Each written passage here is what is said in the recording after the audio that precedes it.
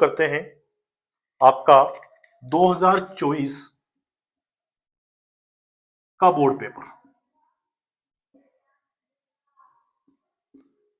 ठीक है, तो आज अपन डिस्कस करने वाले हैं 2024 के पेपर में आए हुए विलियन चैप्टर में से महत्वपूर्ण प्रश्न। तो शुरू करते हैं। तो बच्चों, पहला प्रश्न जो 2024 के बोर्ड पेपर में आया था वो इस प्रकार है, मोलरता की इकाई बताना। अच्छा, कल भी अपन डिस्कस कर चुके हैं मोलरता के बारे में, बहुत इजी क्वेश्चन है। ठीक है, मोलरता की इकाई। तो मोलरता का फॉर्मूला क्या है, अपन इससे पहले वाले वीडियो में डिस्कस कर चुके हैं। मोलरता, मोलरिटी, इसका फॉर्मूला है विले के मोल बटा विलियन का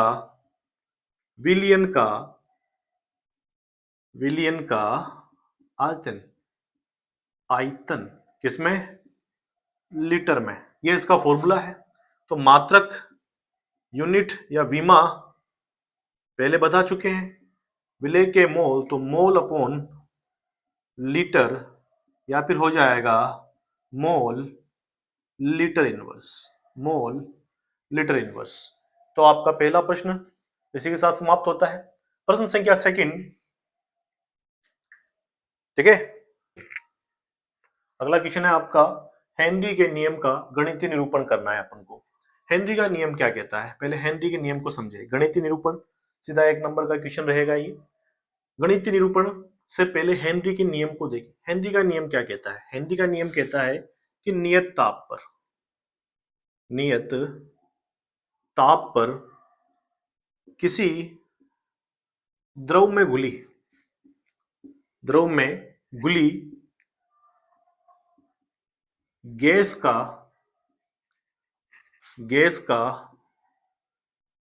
आंशिक वाष्प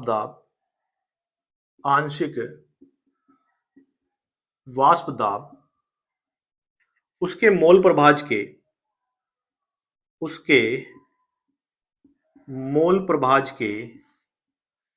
प्रभाज या फिर मोल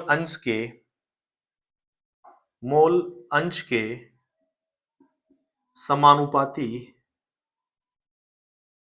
होती है। ये आपके हेनरी का नियम है। मोल प्रभाज को पदार्थ की मात्रा भी कह सकते हैं।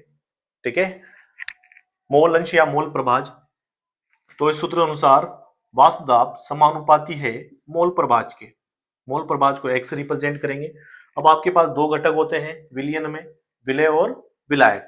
अगर अपन को मान लो एक घटक का वाष्प दाब देखना है तो एक घटक का आंशिक दाब समानुपाती हो जाएगा एक घटक के मोल प्रभाज या मोल अंश के। अच्छा, ये समानुपाती का चिन्ह हटता है और P इक्वल टू हेनरी नियतांक आपका आता है KH(x). तो ये आपका इसका गणितीय निरूपण है। तो इस प्रश्न में आपको खाली ये लिख कर आना है। ये मैंने आपको थोड़ा डिटेल में बता दिया ताकि टॉपिक आपका क्लियर हो जाए। ठीक है, तो आपका मेन आंसर क्या आ गया कि P वाष्प दाब समानुपाती है किसके? x के। समानुपाती का चिन्ह हटाएंगे तो क्या आ जाएगा? KH। यहाँ KH क्या है? हेनरी नियतांक। ठीक है, तो अपन को खाली इतना सा लिख के आना है। जो प्रश्न पूछा है इसमें 1 नंबर का रहेगा। सीधा आपको क्या लिखना है? इसका गणितीय निरूपण। कैसे आया? जब ज्यादा नंबर का प्रश्न आए तो उसको लिखना, पर यहाँ पर ज्यादा नंबर का नहीं है। तो अगला प्रश्न और सीधा, बहुत मजेदार प्रश्न। ठीक है, तो ऐसे ऐसे क्वेश्चन आते हैं। क्या आपको लगता है कि क्या ये लेवल रहेगा बोर्ड का? बिल्कुल, बोर्ड का पेपर देखकर अगर बोर्ड के पेपर को सोल्व करो तो कॉन्फिडेंस आपका बहुत ज्यादा हाई हो जाएगा, क्योंकि पेपर का लेवल ज्यादा रहता नहीं है। लेकिन डरते रहते हैं, डरना नहीं है बेटा। ठीक है, तो आप देखें अगला क्वेश्चन जो है आपका, संतृप्त विलयन की परिभाषित कीजिए। अच्छा, संतृप्त विलयन को परिभाषित करना है। संतृप्त विलयन। ठीक है, बहुत ज्यादा इजी के प्रश्न। क्या होता है संतृप्त विलयन? नाम से पता चल रहा है भैया, संतृप्त हो गया है। क्या हो गया? संतृप्त हो गया, पेट भर गया। यानी कि जब विलायक में विलय घुलने से मना कर दे कि बस बहुत है, मैं अपनी अधिकतम सीमा तक घुल चुका हूं, तो वो आपका क्या है? संतृप्त विलयन। यानी परिभाषा क्या हो जाएगी? जब विलय की मात्रा विलायक में, विलय की मात्रा विलायक में अधिक हो जाती है, अधिक हो जाती है, ठीक है, तो उस विलयन को, तो उस विलयन को संतृप्त विलयन कहते हैं, संतृप्त विलयन कहते हैं, ठीक है। अच्छा, जिस तरह से संतृप्त विलयन का प्रश्न आया, प्रश्न असंतृप्त विलयन का आ जाए तो क्या होगा प्रश्न? अगर असंतृप्त पूछे कि असंतृप्त विलयन क्यों परिभाषित कीजिए, तो असंतृप्त विलयन को अगर परिभाषित करना पड़े तो उसकी परिभाषा क्या हो जाएगी? जब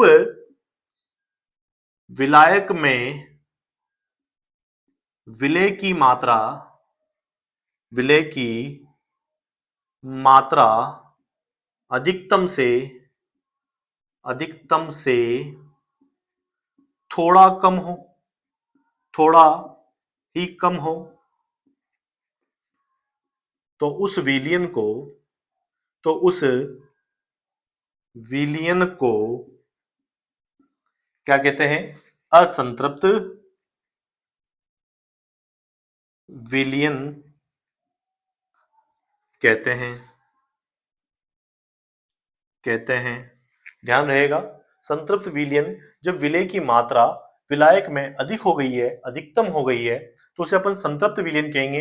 अब विलायक है जो विलय को घोलने से अपने अंदर मना कर देगा, तो संतृप्त विलयन, पेट भर चुका है उसका, लेकिन घुलने ही वाला था, वो मना ही करने वाला था, पेट उसका भरने ही वाला था, और हमने उसको थोड़ा अधूरा छोड़ दिया, तो वो क्या हो जाएगा आपका? असंतृप्त विलयन। अगला प्रश्न की ओर बढ़ते हैं।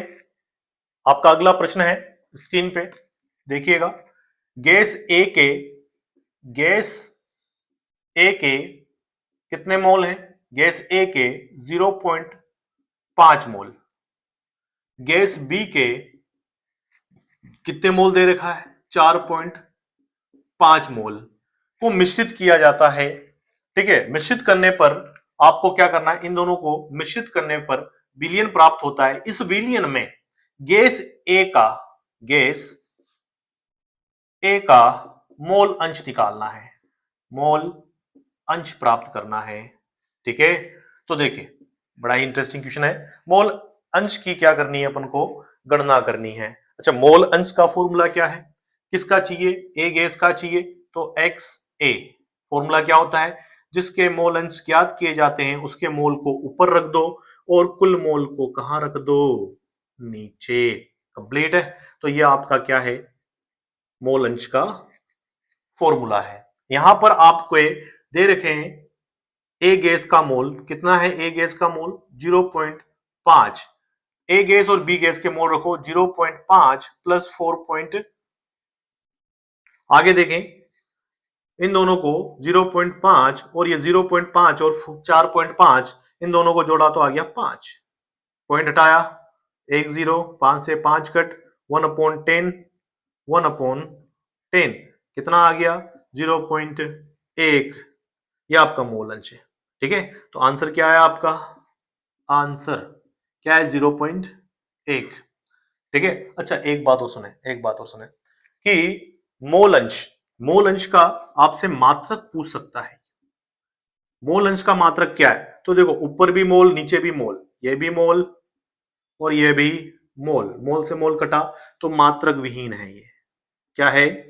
कोई मात्रक नहीं होता, तो मात्रक विहीन, मात्रक विहीन, याद रखना, कोई मात्रक नहीं होता है, ठीक है। मोल अंश या मोल प्रभाज का कोई मात्रक नहीं होता है। एक और संबंध देखें, एक और संबंध है, ठीक है। जो भी घटक रहते हैं उनके मोल, जैसे एक्स ए, इसका मोल प्रभाज और बी का मोल प्रभाज, इनका योग हमेशा क्या आता है? 1 आता है। कितना आता है? 1 के बराबर। मतलब एक घटक का मोल प्रभाज और दूसरे घटक के मोल प्रभाज का क्या होता है? इक्वल। इनका योग हमेशा 1 आता है। अच्छा, एक बात और सुनिएगा, ठीक है। अगर मान लो आपको इसका मोल प्रभाज, एक घटक का मोल प्रभाज दे दे, जैसे कि यहां पर क्वेश्चन था कि आपको मोल प्रभाज ज्ञात करना है। मान लो ये मोल प्रभाज ज्ञात है कि जैसे कि इसका आपका 0.1, इसने कहा ए गैस का मोल प्रभाज 0.1 है, तो बताओ बी गैस का मोल प्रभाज क्या होगा। यहाँ पे अपन को इन्हें मोल की जानकारी नहीं दी है, मोल की जानकारी नहीं दी है, उसके मोल प्रभाज दिया, तो एक घटक का अगर मोल प्रभाज दे रखा है तो अपन दूसरे घटक का ज्ञात कर सकते हैं। इक्वल टू 1 कर देना है, ठीक है, ये उठ के यहां चला जाएगा, तो एक्स बी अगले है 1 माइनस 0.1, तो कितना आ गया 0.99, 0.99, तो ये आपका क्या है, बी गैस का मोल प्रभाज। ठीक है, इजी, ठीक है, तो ध्यान रखिएगा बेटा।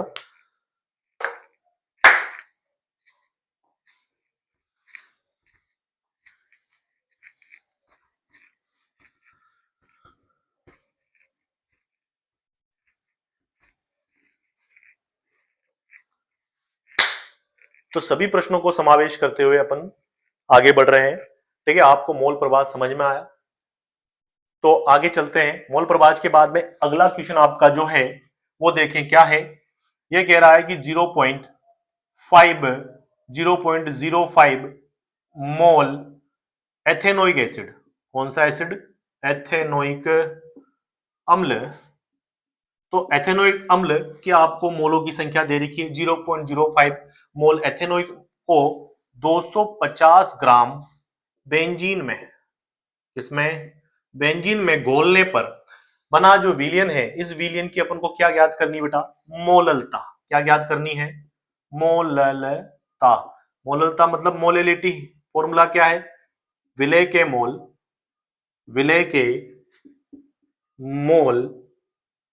बटा विलायक का भार, याद रखिएगा भार किस में रहेगा, केजी में। कंप्लीट, आगे बात करें, विलय के मोल की बात करते हैं। विलय के मोल निकालेंगे, क्या निकालने की आवश्यकता है, नहीं सर ऑलरेडी दे रखा है, तो दे रखा है तो ऐसे कैसा पुट ऑन कर देना है। ठीक है, 0.05 मोल, ये है आपके विलय के मोल। अच्छा, विलायक का भाग क्या केजी में दिया है, नहीं दिया है, तो उसको केजी में चेंज करने के लिए कितने का भाग दे दो, 1000 का, तो 1000 का भाग दिया तो कितना आया इसका 0.25 केजी। कंप्लीट है, तो 0.25 केजी को नीचे रखना है। ठीक है, अब आपको दिख रहा है इसका पॉइंट हटेगा, पॉइंट हटा 20, पॉइंट हटा 20 कट जाएगा, तो 5/25, तो 1/25, 1/25, और 1/25 0.4, कितना 0.4। अब मोल, ये मोललता है तो इसका मात्रक क्या हो जाएगा, मोल प्रति केजी। ठीक है, याद रहेगा। तो मोललता बहुत अच्छा प्रश्न 2024 के पेपर में, विलियन चैप्टर में से। 2024 में आने वाले सभी प्रश्नों को हमने यहाँ पे डिस्कस कर लिया है। 2025 का अपन पहले डिस्कस कर चुके हैं, ये पार्ट 3 है, और पार्ट 3 में अपन ने 2024 के सभी प्रश्नों को, विलियन चैप्टर में से सभी प्रश्नों को अपन ने यहाँ पर डिस्कस कर चुके हैं। ठीक है, आपको वीडियो अच्छी लगी हो तो वीडियो पर कमेंट करें, लाइक करें, सब्सक्राइब करें और चैनल को शेयर भी कर दें। धन्यवाद।